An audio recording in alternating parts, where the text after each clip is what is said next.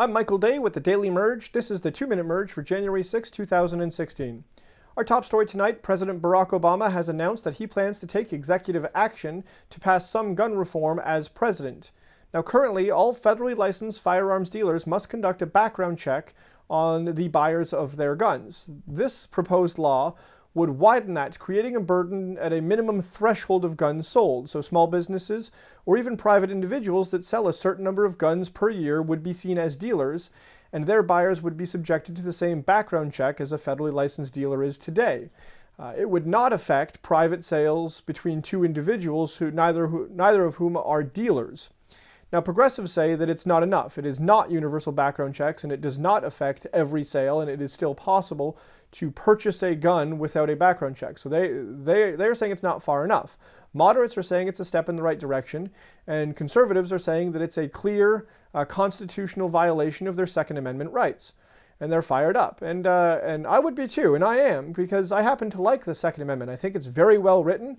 And I think every word counts. So if you're unfamiliar, if you don't remember, the Second Amendment states that a well-regulated militia, being necessary to the security of a free state, the right of the people to keep and bear arms shall not be infringed. And I love it. I think it's very clear, very accurate, and very well written.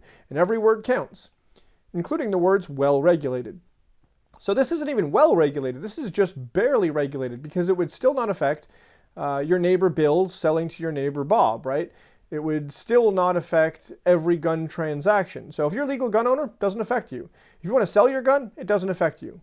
The only time it affects you is if you were a gun dealer, you must go through a background check to sell a gun. And that just kind of makes sense. So I try not to be biased, guys, but sometimes it's hard. So that's what's going on with Obama's gun control reform, and we will obviously follow that story as it develops. Our second story tonight, Donald Trump is in the news and taking fire after his first television ad.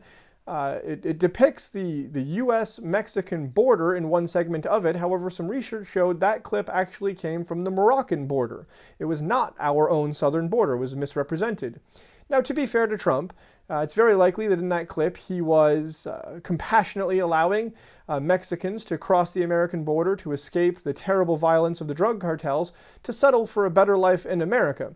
But nonetheless, you should be honest with your footage, and you should use genuine footage and not be misleading in your television ads. So we'll follow that story to see if it develops any further. We have a development in the Oregon Militia takeover. Yesterday, the federal government announced they would be cutting off power to that federal wildlife building currently occupied by the Oregon Militia. Now, I think that's pretty funny, because the point of that armed, though peaceful protest was to take over a building that wasn't theirs, and in protest to the federal government. Well, the power is also not theirs.